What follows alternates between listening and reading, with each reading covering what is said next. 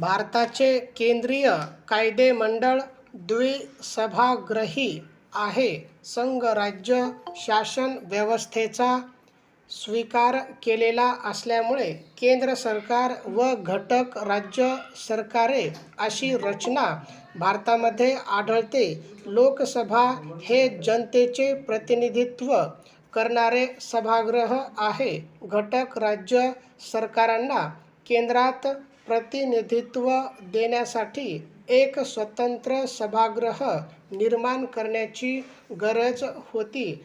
त्यासाठी राज्यसभेची निर्मिती केली गेली. राज्यसभा हे राज्यांचे प्रतिनिधित्व करणारे सभागृह तर आहेच, पण त्याचबरोबर निरनिराळ्या क्षेत्रातील 12 तज्ज्ञ व्यक्तींची नेमणूक दुसऱ्या सभागृहात करण्याची तरतूदही संविधानात केलेली आहे. भारतातील काही घटक राज्यांच्या कायदेमंडळामध्ये दुसरे सभागृह आहे. आंध्र प्रदेश, तेलंगणा, बिहार, जम्मू काश्मीर, कर्नाटक, महाराष्ट्र आणि उत्तर प्रदेश या राज्यांमध्ये कायदेमंडळाचे दुसरे सभागृह आहे. पण संविधानामध्ये अशी तरतूद आहे की कोणत्याही राज्याला दुसरे सभागृह निर्माण करण्याचा किंवा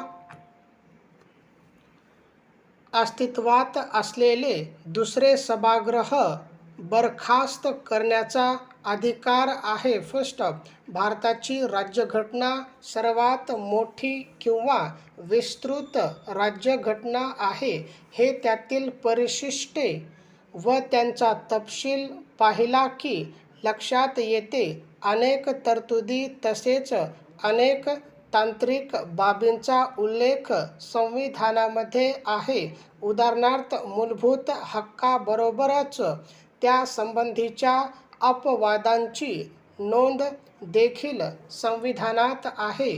केंद्र सरकार व घटक राज्यामधील सरकार यांचा तपशील संविधानात आढळतो. भाषेची विविधता लक्षात घेऊन भाषेबाबतच्या तरतुदींचा समावेश संविधानात आहे. राज्याच्या धोरणाच्या मार्गदर्शक तत्त्वांचे सविस्तर वर्णन तसेच निवडणुकांबाबतचा तपशील, आणीबाणीच्या तरतुदींचे स्पष्टीकरण या सर्व तरतुदींचा उल्लेख संविधानात असल्यामुळे संविधान विस्तृत बनले आहे. संविधानाच्या 3ऱ्या भागामध्ये मूलभूत हक्कांचा समावेश करण्यात आला आहे. सर्वोच्च न्यायालयाकडे या हक्काच्या संरक्षणाची जबाबदारी सोपविलेली आहे. कोणीही व्यक्ती मूलभूत हक्कांच्या संरक्षणासाठी न्यायालयात दाद मागू शकते. या हक्कांच्या संरक्षणासाठीची स्वतंत्र तरतूद संविधानामध्ये केलेली आहे. या भागामध्ये सर्व मूलभूत हक्कांची यादी तर दिलेली आहेच, पण त्याचबरोबर त्याला असणारे अपवाद, त्यांच्या संरक्षणाची तरतूद यांचेही स्पष्टीकरण केलेले आहे. फुल स्टॉप. कंसात याचा अभ्यास पुढील प्रकरणात स्वतंत्रपणे केला जाईल. फुल स्टॉप. संविधान तयार करताना राज्याच्या धोरणांच्या मार्गदर्शक तत्त्वांचा समावेश संविधानाच्या 4थ्या भागात केला आहे. मूलभूत हक्क हे व्यक्तींच्या विकासासाठी तर मार्गदर्शक तत्त्वे ही सामाजिक विकासासाठी आहेत. मार्गदर्शक तत्त्वे सकारात्मक स्वरूपाची आहेत.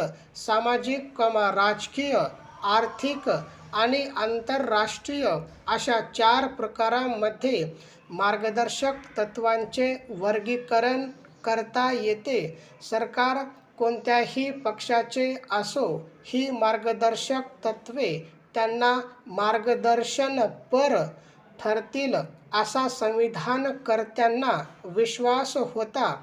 मार्गदर्शक तत्त्वांच्या अंमलबजावणी संदर्भात 1950 पासून सरकारने काही ठोस पावले उचललेली दिसतात.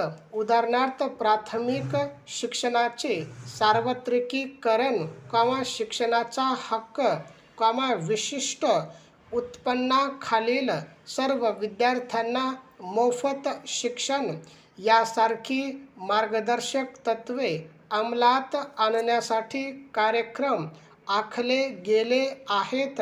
लोकशाही विकेंद्रीकरणासाठी प्राधान्याने 73वी व 74वी घटनादुरुस्ती, बाल कल्याण, समाजातील मागास घटकांसाठी तरतुदी ही उदाहरणे देखील मार्गदर्शक तत्त्वांच्या अंमलबजावणीची उदाहरणे आहेत.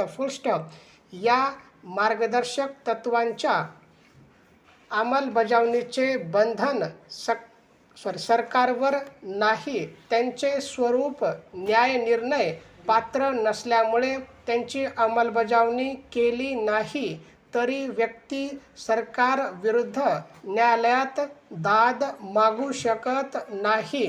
कोणत्याही संविधानात काळाच्या ओघात काही दुरुस्त्या करण्याची गरज निर्माण होऊ शकते. त्याची योग्य तरतूद केलेली असावी लागते. भारताच्या संविधानात कलम 368 मध्ये अशी संविधान दुरुस्तीची तरतूद केली आहे. तिचा अभ्यास तुम्ही कायदे मंडळाच्या प्रकरणात करणार आहात. या तरतुदींचे मुख्य वैशिष्ट्य लक्षात घेणे जरुरीचे आहे. संसदेत 2/3 बहुमताने आणि काही वेळा त्याशिवाय निम्म्यापेक्षा जास्त राज्यांच्या संमतीने दुरुस्ती होते. याचा अर्थ व्यापक सहमती झाल्याखेरीज घटना दुरुस्ती होऊ शकत नाही. शिवाय पुढच्या काळात न्यायालयाने याबाबत एक महत्त्वाचा निर्णय दिला आहे.